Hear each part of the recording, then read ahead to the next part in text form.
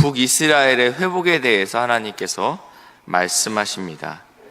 특별히 이스라엘을 흩으신 자가 그를 모으시고 목자가 그 양떼에게 행한과 같이 그를 지키신다. 근데 하나님께서 이들을 어떻게 회복시키시냐면 흩었던 자를 모으시고 또 목자가 양떼를 돌본 것 같이 이 에브라임, 북이스라엘을 돌보시겠다라고 약속하십니다. 그러면서 그들보다 강한 자의 손에서 속량하셨으니 북이스라엘이 아수르에 의해서 멸망했는데 그러한 제국보다 더 강력한 하나님의 손으로 이들을 보호하시겠다, 이를 대속하시겠다라고 말씀하고 있습니다. 그래서 그들이 시온의 높은 곳에서 찬양하게 되고 여호와의 복이 나와 있는데 곡식과 새 포도주와 기름 이렇게 표현하고 있습니다. 이스라엘의 3대 작물입니다. 밀, 그리고 포도, 그리고 올리브 기름을 의미하고 있습니다.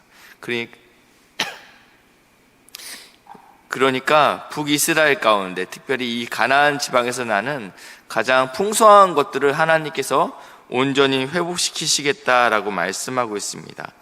어린 양의 떼와 솥대를 얻고 크게 기뻐하리라. 그들의 심령은 물된 동상 같겠고 다시는 근심이 없을 것이다. 하나님께서 어떻게 이들을 만족시키시고 어떻게 회복시키실지에 대해서 잘 기록하고 있습니다. 13절, 처녀는 춤추며 즐거워하겠고 청년과 노인은 함께 즐거워하리니 내가 그들의 슬픔을 돌려서 즐겁게 하며 그들을 위로하며 그들을 근심으로부터 기쁨을 얻게 할 것임이라.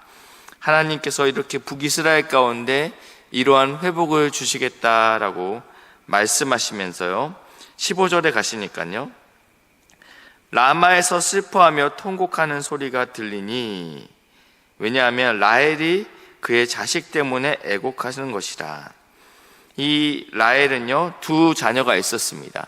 이스라엘에 12지파가 있었지만 그의 언니 레아가 낳은 자식이 있었고요, 또 첩들이 낳았던 자식들이 있었죠. 그러니까 라헬이 낳은 자녀는 요셉과 베냐민입니다. 그리고 이 요셉의 아들들이 있죠. 에브라임과 므낫세입니다. 근데 이 라헬이 지금 그의 자식 때문에 애곡하고 있다. 이 라마는 어떤 곳이냐면 이 라헬이 죽었던 곳입니다. 라헬의 무덤이 있는 곳이지만 더 중요한 특징은 이 남유다가 완전히 멸망할 때 이 예루살렘만 집중적으로 공략은 했지만 주변에 있는 남유다의 도시들에 있던 포로들이 집결하는 장소가 이 라마였습니다. 이 라헬이 지금 자신의 자식 때문에 그의 후손들이 멸망하는 것 때문에 애통하고 있었습니다. 근데 자식이 없어짐으로 인해서 어떠한 것들로 대체할 수 없죠. 그 슬픔을. 그렇기 때문에 위로받기를 거절하는도다. 그렇지만 하나님께서 내 눈물을 멈추어라. 내 일에 삭을 받을 것인즉 장래에 소망이 있을 것이다. 너의 자녀들이 자기들의 지경으로 돌아올 것이다. 하나님께서 이렇게 말씀하고 있습니다. 지금 극심한 자녀를 잃은 극심한 슬픔 가운데 있는 이 라헬에게, 그리고 어미 라헬에게 하나님께서 회복시켜줄 은혜가 있다라고 말씀하고 있습니다. 18절이 중요한데요, 에브라임이 스스로 탄식함을 내가 분명히 들었나니.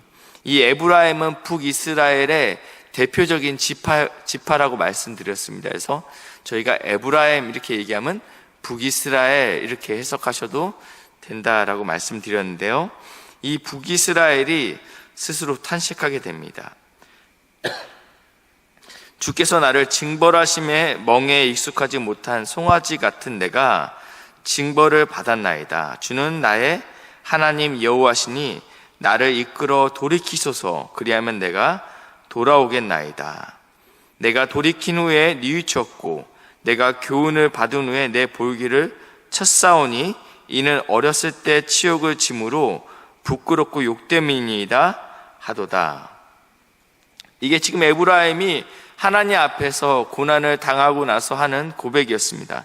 메시지 성경은 좀 더 쉽게 이해되게끔 나와 있는데, 주께서 저를, 에브라임이죠, 저를 길들이셨습니다. 야생마 같던 저를 꺾으시고 안장을 지우셨습니다. 이제 고분고분해진 저를 사용해 주십시오. 주님은 저의 하나님이십니다. 제멋대로 날뛰던 지난 세월을 뉘우칩니다. 주께 길들여진 나, 제멋대로 굴었던 지난 과거를 부끄러워합니다. 부끄러워 가슴을 칩니다. 이 부끄러움을 씻을 수 있겠는지요? 이렇게 고백하고 있습니다. 그러니까 하나님께서 이 에브라임까지 사랑하시는데 그 사랑의 방법이 징계였다라는 것입니다. 이 징계는 아비가 자식을 징계할 때 그 목적은 돌아오는 것입니다. 회개하고 잘못된 길에서 온전히 돌아오는 것이 하나님 아버지의 마음이라는 것입니다. 그러면서 20절에 에브라임은 나의 사랑하는 아들, 기뻐하는 자식이 아니냐.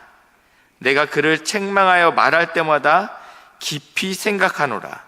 내가 책망할 때 아무 생각 없이, 아무 이유 없이 책망하는 것이 아니고 하나님께서 책망할 때 깊이 생각했다라는 거예요. 어떻게 하면 사랑하는 내 아들이 다시 나에게 마음을 돌이킬 것인가? 그러므로 그를 위하여 내 창자가 들끓으니 얼마나 깊이 생각했냐면 창자가 끊어질 것 같은 아픔을 지금 이 하나님께서 에브라임 가운데 가지고 있었다. 내가 반드시 그를 불쌍히 여기리라. 여호와의 말씀이니라. 이 마음은요, 신약에서도 계속적으로 등장하는데 예수님께서 무리를 볼 때마다 가졌던 마음들, 예수님이 무리를 보시고 불쌍히 여기사, 이것이 원어로는 창자가 끊어지는 아픔이다 라고 말씀을 드렸었습니다.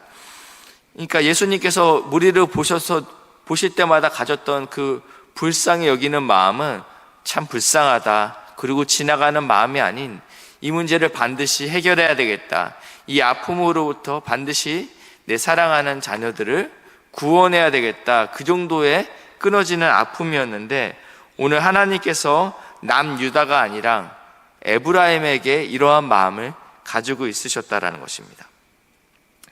에브라임이 뉘우쳤습니다. 하나님, 저 좀 살려주세요. 지난날 제가 젊었을 때 어떠한 배신과 어떠한 하나님께 불순종을 했는지 제가 드디어 깨달았습니다. 야생마 같아서 하나님 앞에 순종하지 아니했던 저가 이제는 순복합니다. 이렇게 고백했을 때 하나님께서 어떻게 반응하시냐면 21절, 처녀 이스라엘아, 너의 이종표를 세우며 너의 편말을 만들고, 무슨 말씀이냐면 지금 이제 먼 곳 아수르까지 사로잡혀 갔을 때, 그들이 열방으로 흩어졌을 때 이들이 돌아와야 되지 않습니까? 그래서 이종표를 세우겠다라는 거야. 잘 돌아올 수 있도록. 어저께는 돌아오기 위해서 하나님께서 물 곁으로 인도하신다고 했고, 그리고 고든 길을 내신다고 말씀하셨어요. 구부러진 길이 아니라 너가 정말 돌아온다고? 그래. 그러면 오실 때 목이 마르지 않기 위해서 내가 물 곁으로 지나가게 할게. 그리고 내가 이 길을 곱게 할게. 이게 하나님의 마음이셨던 거예요. 하나님께서 자녀가 회개하면 그것들에 대해서 그래? 아직 안 된 것 같은데? 좀 더 넌 고생을 해봐야 돼. 이런 마음을 갖는 것이 아니고, 그래, 잘 왔어. 이렇게 이야기하는 거죠. 자녀가 아버지의 유산을 받아서 먼 길을 떠납니다.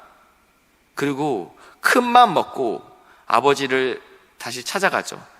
돼지의 쥐염염매를 먹기보다 내가 아버지의 집에 종이 되는 것이 낫겠다.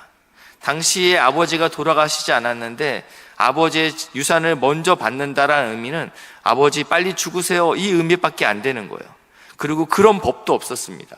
그렇지만 주님께서는, 하나님께서는, 그리고 그 아버지께서는 그 아들에게 유산을 먼저 주죠. 그 유산을 다 탕진하고 돌아온 그 탕자가 돌아올 때 마을 사람들이 이 탕자에게 돌을 던져 죽여도 무방하였습니다.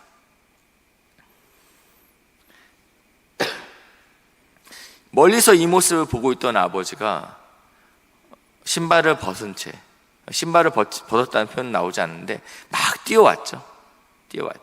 그리고 아들을 와락 끼워안습니다. 어떤 신학자는 여기에 대해서 이렇게 이야기합니다. 이 탕자가 돌아왔을 때 마을에 있는 많은 사람들은 아이, 저런 불효자식, 모든 걸 다 잃어버리고 와? 성공해서 돌아왔으면 모를까? 저런 식으로 돌아올 거였으면 왜 나갔어? 큰아들도 그런 생각을 갖고 있었는데 하물며 마을 사람들이 그런 생각을 안 갖고 있었겠습니까? 근데 돌로 집어서 그 아들에게 던지려 할 때 아버지께서 그 아들을 안음으로 인해서 그것을 막으셨다라고 표현하고 있습니다. 마찬가지로 지금 하나님께서 이 에브라임이 돌아올 때 창자가 끊어지는 아픔을 가지고 불쌍히 여기심으로 야, 너가 돌아온다고 이정표를 세우겠다. 푯말을 만들어라. 잘 돌아올 수 있도록, 길을 잃어버리지 않도록 내가 이것들을 만들겠다. 큰 길, 곧 내가 전에 가던 길을 마음에 두라. 돌아오라. 내 성읍들로 돌아오라. 반역한 딸아, 내가 어느 때까지 방황하겠느냐. 여호와가 새해를 세상에 창조하였으니, 새해를 창조하신다고 말씀했는데 곧 여자가 남자를 둘러싸리라. 하나님께서는 우리를 신부라고 이야기하십니다. 그리고 당신을, 하나님을 신랑이라고 이야기하십니다. 그런데 이 신부가 고멜과 같이 음란했습니다. 하나님을 떠났죠. 다른 남자와 함께 즐거움을 누리던 사람이 지금 어떠한 두꺼운 낯짝을 가지고 하나님 저를 불쌍히 여겨 주십시오라고 돌아올 때 하나님께서 이루시는 새 일은 무엇이냐면 곧 이 여자가, 음란한 여자가, 하나님을 본질적으로 사랑하지 못하는 이 여자가 결국은 하나님을 찾게 되는 이 새 일을 이루시겠다라고 말씀하시는 것이 오늘 하나님께서 말씀하시는 새 일입니다. 우리 가운데 새 일을 행하셨습니다. 죄인 되었던 우리가 하나님을 찾게 되죠. 죄인 되었던 우리가 하나님을 사랑하게 됐습니다. 이것이 하나님께서 우리 안에 이루신 새 일이라는 것입니다. 우리가 계속적으로 기도해야 될 사람들이 있습니다. 하나님, 이 영혼 가운데 하나님께서 새 일을 이루셔야 됩니다. 우리 교육부서 아이들 마음 가운데, 또 캄보디아에 있는 영혼들 가운데, 그리고 사랑하는 우리의 자녀들 가운데 하나님께서 새 일을 이루어 주십시오. 지금은 방황하고 있지만 하나님께서 끊어지는 아픔을 가지고 그들을 다스려 주십시오. 하나님, 그들을 인도하여 주십시오라고 기도하시는 새벽 되시길 주님의 이름으로 축복합니다. 기도하시겠습니다. 사랑의 하나님, 감사합니다. 우리 안에 새 일을 이루시니 감사합니다. 원수되었던 저희가 하나님을 사랑하게 하시고 하나님의 율법을 즐거워할 수 있도록 은혜 주시니 감사합니다. 사랑하는 나의 이웃과 가족들 안에 주님께서 새 일을 이루시고 인도하여 주시옵소서. 감사드리며 예수님의 이름으로 기도했습니다. 아멘.